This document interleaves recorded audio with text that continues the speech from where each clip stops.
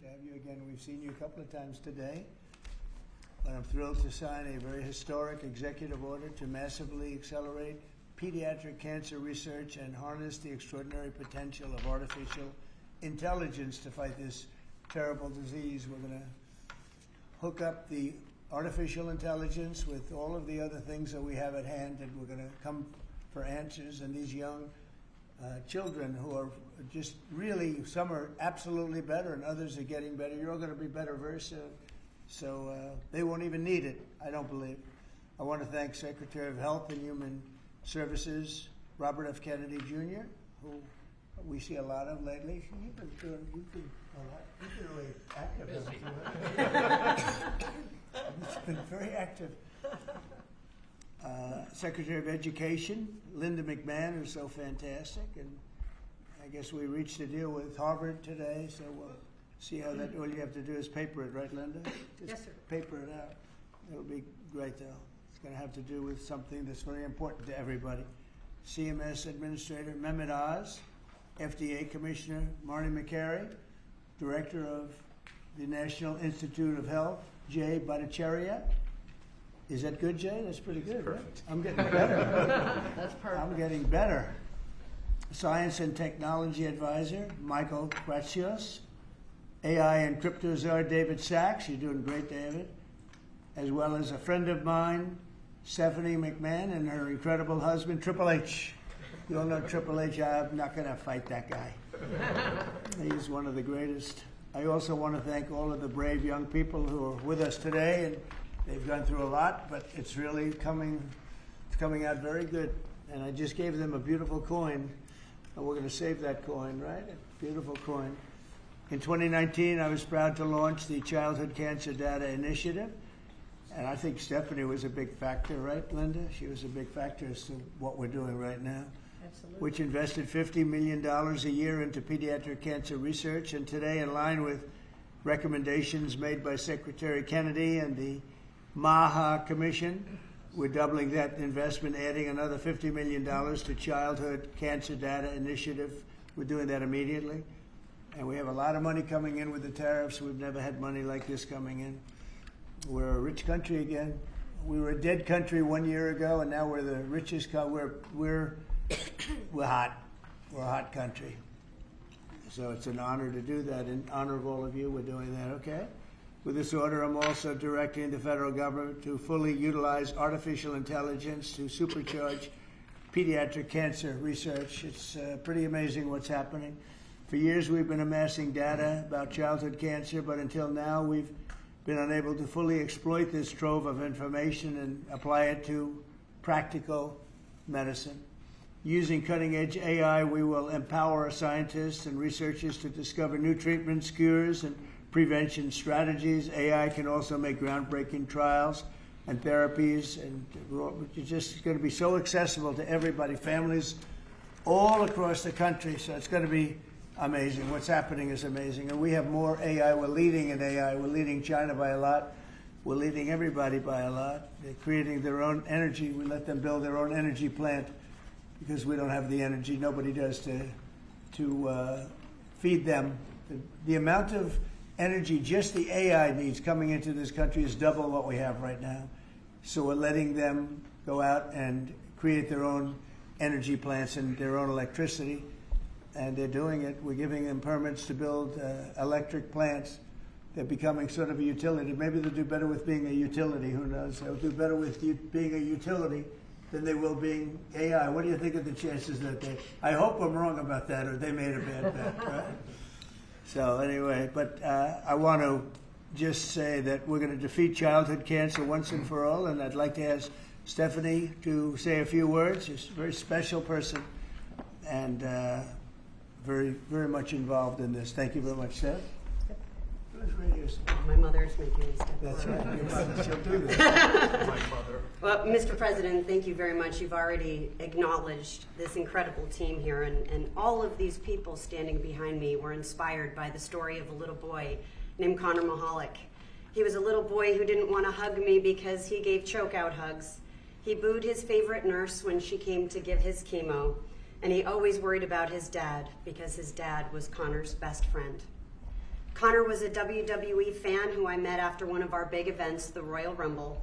You could tell he was sick. He had a big scar that was running up the back of his neck and a lump on his head, but you would never know it from his personality. He told me about the t-shirt that he was wearing that was dragging on the ground because WWE superstar Sheamus, who's 6'5", had given it to him. Underneath that was his Daniel Bryan t-shirt, and underneath that was his Skylanders t-shirt because that was his favorite toy. And as I stood up from my aforementioned chokeout hug, Connor's dad told me that he didn't have long to live. And I didn't want to believe that. I kissed him goodbye on his soft little cheek, and when he looked back at me, I made an unspoken promise to fight for him and kids just like him. Kids shouldn't even know what cancer is, let alone have to face it. And this incredible team believes that too. This executive order makes kids with cancer the first focus of AI innovation across healthcare in America. If there is one thing in the world that could bring us together, please let it be our children. Because I can almost guarantee, if your child was diagnosed with cancer, you wouldn't care what party their doctor belonged to. You would just want the best. And President Trump is doing just that, enabling that every child with cancer gets the best care possible. And we couldn't be more grateful. Thank you, Cynthia. Thank you, Great sir. job. Thank you very much. She's done that before, hasn't she? Great job. Bobby, please. Today, President Trump signed an executive order that makes an historic promise. We will harness America's innovation in artificial intelligence to find cures for pediatric cancer. We stand here today because of Stephanie McMahon Levac, never wavered in her 11-year commitment to give every child a future free of cancer. She proves how one person's courage can change what is possible. Cancer is now the leading cause of chronic disease-related death in children, and its incidence has risen by more than 40% since 1975. We cannot accept that. We must act with urgency. The MAHA strategy report released earlier this month directs HHS to focus on research that harnesses AI to uncover causes, identify risks early, and take action in childhood and young adulthood to prevent cancer. Now, this executive order directs the MAHA Commission, working with our nation's top science and technology leaders, to deploy AI to transform cancer care and research. We will accelerate progress in the Childhood Cancer Data Initiative that President Trump launched in 2019, and that means building stronger data systems, using AI to decode complex biology, designing better clinical trials that deliver faster, more effective treatment for kids. The order doubles federal investment in the Child Cancer Data Initiative with an additional $50 million just this year. NIH will expand research while the private sector and universities will bring their best tools to the table. Together, we will ensure that every innovation, every breakthrough goes to work for our children. The order guarantees that AI will be integrated into HHS interoperability networks. We will make electronic health records and claims data work for patients and researchers. We're already doing that, and always with parents in control of their child's health information. No family should have to fight cancer with outdated tools or without access to the very best science. For too long, families have fought childhood cancer while our systems lag behind. President Trump, thank you for your leadership in changing all that. This executive order is about action, unlocking cures, empowering families, and giving every child the chance to grow up healthy and strong. With American innovation and leadership, we can make our children healthy again. Bobby, do they know why there's quite an increase that's taken place over the last number of years? Do they know why that? Do they have any idea why that's happening? We are doing that research, and Jay Bhattacharya can talk about that. We're doing that research now for the first time. We're focusing on that, in particular colon cancers and these cancers that never affected children before, and suddenly are epidemic in our children, and we're going to find the causes. They're environmental causes, we're going to identify them and work to eliminate them. Good, thanks. Thanks, Bobby. Jay, go ahead, please. Hello, thank you, everyone. Thank you, President Trump, for signing this historic executive order directing your administration to use advanced artificial intelligence technologies to cure childhood cancer. By signing this executive order, the administration is advancing the NIH Childhood Cancer Data Initiative's coordinated pediatric, adolescent, and young adult rare cancer, first launched under President Trump's direction in 2019. When I was a young medical student in the 1990s, I had the privilege of spending a month in a pediatric cancer ward treating children with cancer. And I have to say it was the most difficult month of my life. I left for home every day in tears. Watching little children cope with a deadly disease is hard. They should be playing with their friends, going to school, living their best lives. But instead, they bravely face cancer. These are the bravest kids I've ever met. I have tremendous admiration for the scientists who devote their lives to finding cures for kids with cancer, for the doctors and nurses who take care of them, and for their parents who suffer alongside them, care for them, and love them. This year, nearly 9,500 children will be diagnosed with cancer in the U.S. In the mid-1970s, the 5-year survival for cancer was 58%. Today, the cancer survival rate for children with cancer is 85%. This is because of the tremendous investments we've made in treating childhood cancer, in researching it, and it's worth celebrating this achievement. But I say that 85% is still too low. We need to be at 100. Whilst we still have a long way to go. The treatments these little kids undergo involve therapies like chemo or radiation that put them through hell. Even with 85% will be cured, the therapies themselves can cause health problems as kids age into adulthood. Nearly 60% of cancer survivors experience severe life-threatening complications in adulthood because of these treatments. And so we need better treatments so that we can raise the survival rate and reduce the side effects. This initiative builds on the CCDI's mission to gather data from every child, adolescent, and young adult diagnosed with cancer, no matter where they receive care. It aims to develop a platform and tools to bring together clinical care, research tools like molecular characterization and genetic information, tools that will improve preventive measures, treatment, quality of life, survival for childhood cancer.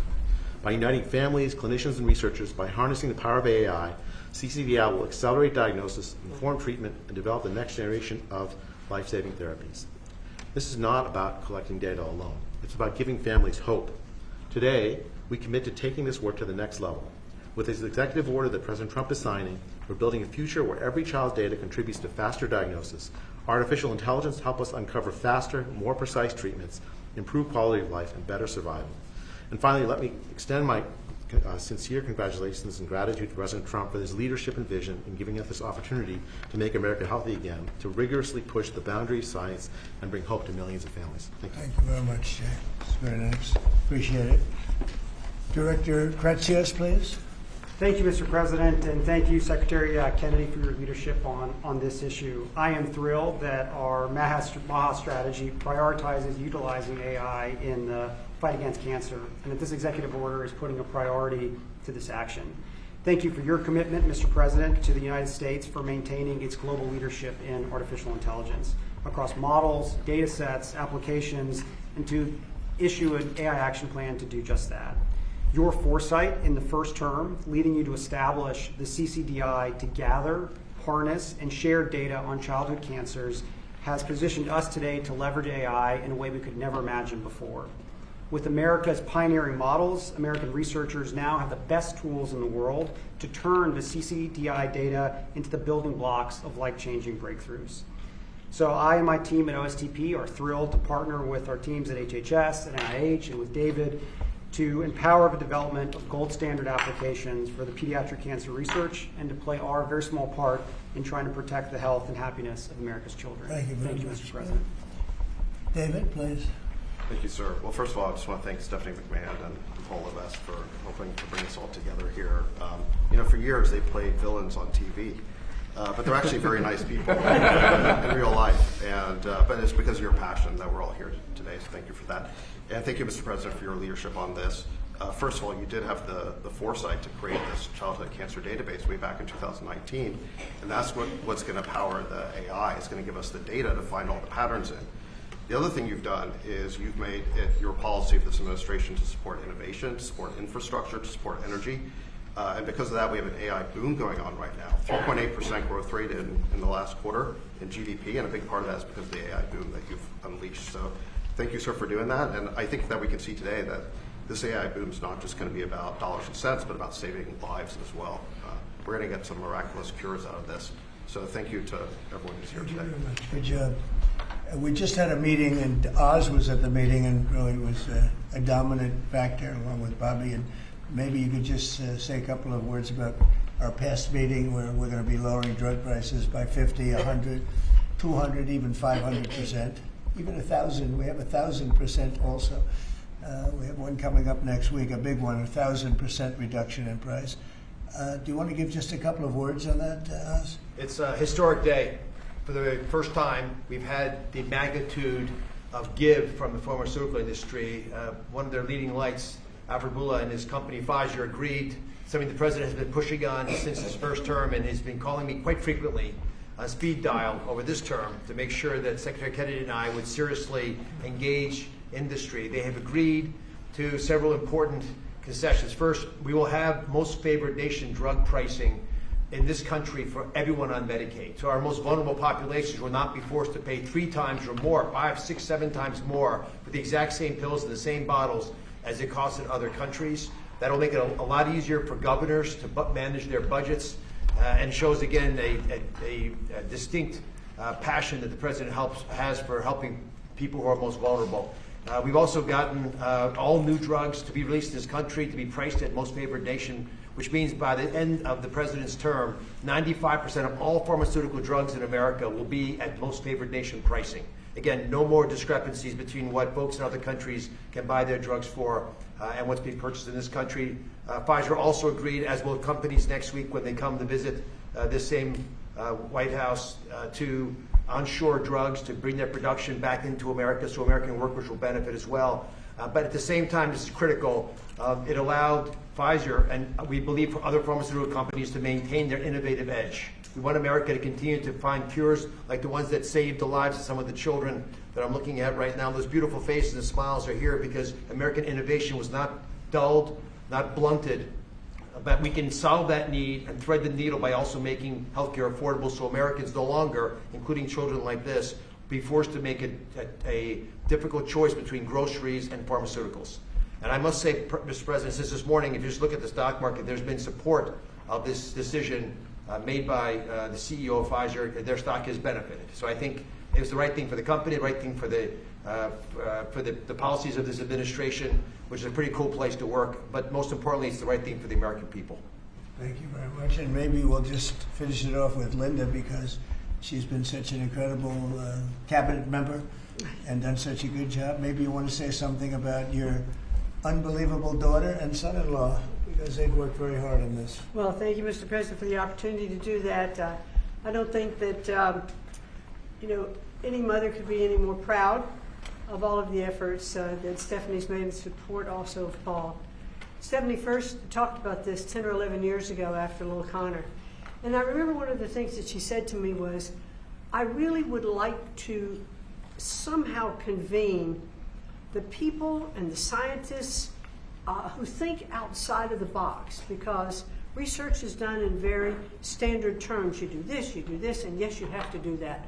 But she said, I really would like to tap into some of the most creative and inventive minds in the country to be able to look at research differently for pediatric cancer. And she did that. It took her about 10 years, and she kept tapping in and calling people, being pretty relentless about it, driven herself by a mother's heart. And I couldn't be any more proud of the work she's done. I'm happy to stand by and be a supportive mom and be very proud of her today. Thanks. Good job you're doing. Thank you very much, Linda. Okay, any questions, please? Mr. President, as we inch closer to a government shutdown this morning, you said you might do a lot of layoffs. If DOGE is already reducing the federal workforce, why is it necessary to link more federal jobs cut to a shutdown? Well, the Democrats want to shut it down, so when you shut it down, you have to do layoffs. So we'd be laying off a lot of people that are going to be very affected, and the Democrats, they're going to be Democrats. As you know, this country, no country can afford to pay for illegal immigration, health care for everybody that comes into the country, and that's what they're insisting. And obviously I have an obligation to not accept that. That would affect everybody you know, when I see what we're doing with AI and all the plants that are opening up in the country, $17 trillion is coming. And if you compare that to Biden, Biden had in 4 years less than $1 trillion. We have 17 trillion, more than that. I think it's going to be much more than that, David. By the end of this year, I think it's going to be far over that. It's a record. It's already a record in 8 months. It's a record by a lot. And so we're doing well as a country, so the last thing we want to do is shut it down. But a lot of good can come down from shutdowns. We can get rid of a lot of things that we didn't want, and they'd be Democrat things, but they want open borders. They want men playing in women's sports. They want transgender for everybody. They never stop. They don't learn. We won an election in a landslide. They just don't learn. So we have no choice. I have to do that for the country. Yes. You mentioned a deal with Harvard, Mr. President. What is that deal? Will they be paying the administration? Well, we're in the process of getting very close, and Linda's finishing up the final details, and they'd be paying about $500 million, and they'll be operating trade schools. They're going to be teaching people how to do AI and lots of other things, engines, lots of things. You know, we need people in trade schools. I remember when I went to school, I had some people that weren't particularly good students, but they could take a motor or an engine apart blindfolded and put it back blindfolded. But they weren't too good at other things, and many of them ended up doing better than the people that were.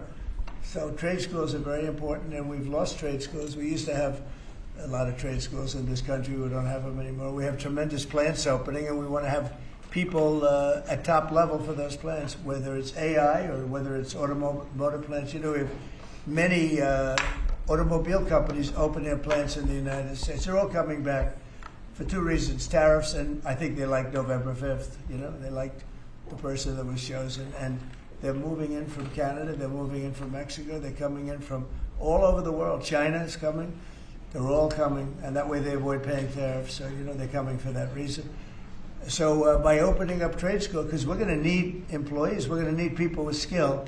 And I think I can say, Linda, you feel the same way. By opening up trade school, this would be a giant trade school, series of trade schools. It would be run by Harvard. Now, this is something that we're close to finalizing. We haven't done it yet. But they'd put up $500 million. Interest and everything else would go to that account, meaning go to the trade school. And, you know, it's a big investment in trade school, done by very smart people. And then their sins are forgiven. So we have a good chance of getting that closed. Yeah, please. Mr. President Trump, thank you. I've been looking at this chart that you showed us earlier since we left the Oval Office earlier. U.S. prices for brand drugs are 422% higher than in comparable countries. You know, I'm young, maybe I'm inexperienced, but I think a lot of Americans are wondering, how did we even get here being one of the biggest buyers of You drugs? got here by incompetent people sitting behind this desk. You had a lot of incompetent people. I did it, as you know, I started it in my first term. We rebuilt the military. We got the largest tax cuts in history. We did all these things, and we had the best economy in the history of our country during my first term. And by the way, this is blowing it away based on what we're seeing. But we got it by having people allow that to happen. And as you know, I started the process, but then when COVID came, we focused on COVID, not on this. And I said, if I ever go back and do it again, I'm going to make this a primary thing, because other countries are paying a fraction of what we pay for the same exact drug, same exact pharmaceutical, everything. And I said, no, it's not right. And the drug companies actually came along. You know, don't forget, they make 30, 40, 50 million a year, these people. They're very smart. And they had a lot of people convinced that, you know, that's the way it has to be. They talked about research and development. We had to pay. I said, well, why isn't Germany paying? Why aren't other countries paying? And they always had a good answer, but it got to a point where I didn't like the answer anymore, and I said, we have to do this, and we did. And the team that we have with Oz and Bobby and Chris and all of the people that we have working on it, and I must tell you, Marty's been a big, wherever you may be, Marty, but Marty's been a big factor. We have a great team. There's never been a medical team like this, and I said, let's go do it. And then I did, as I said, I would bug them every single day, every week, because I said, we have to have, I mean, why should we be paying 10 times what another country's paying? And that was just an excuse, you know, research and development. We do research and development. So Now we're going to be paying whatever the lowest price is. We're going to be paying that price. So it's a great thing. But there won't be anything that can have the impact on Medicare, Medicaid, Social Security, anything where you need pharmaceuticals, medicines. The numbers are going to come way down. Even Obamacare, which is terrible, it's not been good, as you know. It's a weak form of health care. But it'll be better because the medicine's going to come in at a very low price. Yes, please. Yes, Mr. President. It seems like every time you assemble your MAHA team and your cabinet members behind here in regards to health issues, it just keeps getting powerful. And I look at these young kids there and the weight that is on the world right now that you can lift by what you're doing. I've often said Trump could cure cancer and people would still criticize him. And it's true. What is your message to America that this potentially could bring us all together, get us on the same page and have unity? And I'd like to see if some of the kids or the parents have what it means to you to see President Trump get involved with this. Well, we've made tremendous strides in cancer research, far more than anyone has done. And we have the greatest minds, the greatest people working on it. And childhood, they call it childhood cancer. It's a very specific thing. And we really made a lot of progress. I think something that's going to allow us to make a lot of progress is the money we're saving on pharmaceuticals. We'll be saving 500, 600, 1,000%. Nobody's ever heard of that. I told the story, you were here before, that when I was in the previous administration, my first term, I was so proud of myself because I'm the first president in 28 years that cut drug prices from beginning to end. So they went down. I think it was 1/8% or 1/4%, and I was so proud of that. I thought that was great. Now I'm cutting them 500%. And I will say this, politically speaking, the people understand. Otherwise, I wouldn't have won in a landslide. I get 97% bad press, and I won in a landslide, which tells you the press has no credibility. But I will say that what we've done has been a great tribute to the people that's standing behind me in different forms. Linda in education, different, but what she's doing in education, she's sending education back to the states. That's a big move. The states, you go back to Indiana, Iowa, I would say 40 states will be great. 45 will be, the 5% of them will be pretty good, and then you're going to have a Gavin Newsom and some other people that aren't going to do a good job, but, we'll help them out. I want to help them out. And we're going to have safe cities again. We're going to be very safe. We're going to be going to Chicago pretty soon because a friend of mine, a great guy, the head of the Union Pacific, he said, "Sir, you have to save Chicago. It's going bad. It's going bad fast, and it's a great city." He's right. It's a great city. I know it very well. And we have to save Chicago. So we're going to Memphis, Tennessee right now. We've had a home run in D.C. You can walk out. Brian, you got mugged here a long time ago. Yes, sir. And the mugger must have felt some pain because you're a tough cookie. Well, he had a gun, and I wish I would have had Triple H with me as well. If he had a gun, all you can do is say thank you very much. No, but it's everybody here. I mean, you were here in the room when I said to the reporters, who got mugged in the last year? And like half of the people raised their hand. Now, if you said who got mugged over the last 60 days, nobody. No killing, no nothing. And the restaurants are booming, the town is booming, it's clean. The National Guard actually went out and started cleaning all the crap out of the parks. The tents are knocked down. We had one that you said it was a blue tent, and you said it was a communist tent, right? See, we're going to have a communist mayor of New York, so, let's see how that works out. And I've gotten a lot of feedback on that. Everyone's very appreciative that you were moving that tent. You told me about a blue tent, and I said, I can't be there because we knocked them down. But this was a very highly sophisticated group of people that had permits and all the other things. Well, their permit expired. We knocked it down. It took, 24 hours less, maybe? Yes, sir. So I appreciate you telling me that. No, we have a great thing going. The country is doing incredible. We are a hot country. The hottest. We're the hottest country in the world right now. Do the parents of the kids have anything they'd like to say? Yeah, that's a great question. Would you like to say something? I would. That's a good comment right there. That's the best comment you've made in a long time. Mr. President, good evening. I'm Josh Armstrong. My name is Josh Armstrong. I'm from West Virginia, and I'm the father of this amazingly brave and resilient little 6-year-old, Laurel. Laurel was diagnosed with leukemia when she was 2 years old, just before her 3rd birthday. And we went on to watch as she spent months in the hospital fighting for her life, as she received blood transfusions and platelet transfusions, as she fought off one potentially fatal infection after another. We watched as her body swelled and became painful from steroids, and then as it became frail and weak from chemotherapy.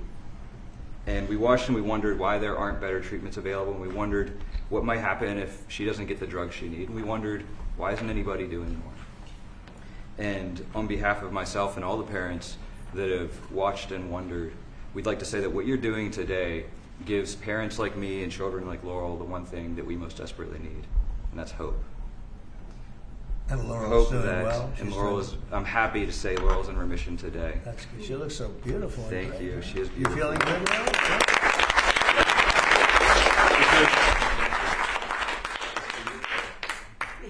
That's for you.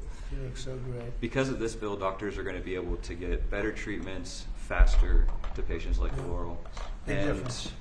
because of you making children like her real children, not cases or statistics, but children like Laurel and all of these children here today, we have that hope. And we are so proud that you're standing with children with cancer and making it a national priority. It's very nice. Thank you, Mr. President. We're with you all the way. How about you, back there, Dad? Actually, I'd like my daughter to speak. Could we let Oh, her I speak? like that much Caroline better. would like to speak. She's That's West very Virginia. good. I'd like you to speak. Thank you. Good afternoon. My name is Carolyn Hendricks. When I was 4 years old, I was diagnosed with Ewing sarcoma, a pediatric bone cancer. 11 years later, I'm now 16 years old, and I'm doing great. What you're doing today, Mr. President, means that kids like me will get better options and so much more hope for the future. This will help doctors use technology to find cures faster, match patients to trials more quickly, and give our families more control over our health. For kids, every day counts. This order shows that our lives matter enough to be first in line for innovation. On behalf of children and young adults with cancer, those still fighting and those in remission like me, and families who wish that they had more time together, thank you for making us a national priority. Mr. President, because of actions like this, kids like me have the chance to grow up, to chase our dreams, and to live full lives. And that is the greatest gift anyone could ever give. Wow. That was so good.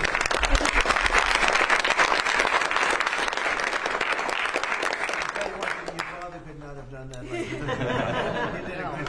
You did us a big service, Father. Yes, sir. That's great. Where did you learn how to speak like that? I've done lots of speeches for childhood cancer over the last few years, and I'm also in a theater program, so that That's helps a great. lot. Well, good. That's a great job. Would anybody like to say something? Would you like to say something, honey? Yes. I'm Eleni Myers. I'm 9 years old, and I had a blood cancer called leukemia when I was only 2 years old. I had to get treated at 7 different hospitals across this country, and I had to have 2 bone marrow transplants, one for my dad and one for my mom. And I had to spend many days and the nights in the hospital getting pokies and yucky medicine. And me and my parents were very worried, and I had to go through those 7 different hospitals to find the best treatment that can make me better. And thank you, Mr. President, for making everything happen today. So kids like me and Laura, we can still be living today and speaking.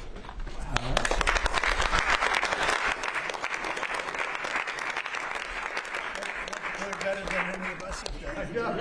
We're doing lousy. We're not doing so well today. They're doing so good. That was fantastic. Thank you. And you feeling good now? Are you all better? You're pretty close, right? Yeah. Yeah, I hear you're going to do good. Anybody like to say something? Yes, sir. Go ahead. I've had a brain tumor since I was 4 months. Now I'm off all medicines. I'm a cancer survivor. I've had a brain tumor since I was 4 months, and I'm doing great. I'm 15 now, and I'm going to 10th And you're grade. going to be a football player, offensive lineman.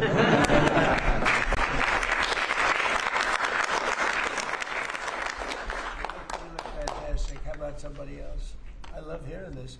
I love hearing you talk because you talk better than any of us, right, Jay? Thank you, Mr. President. Well, I want to thank you all for being here. Amazing. We wouldn't miss this. Thank you.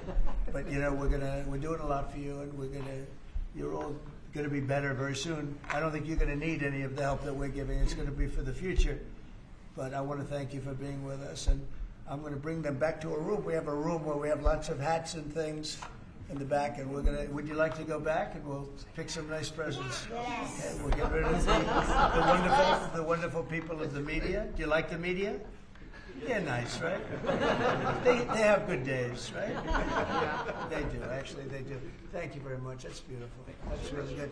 And thank you. We're not going to top that, so I want to just thank you all very much. Thank you. Thank you.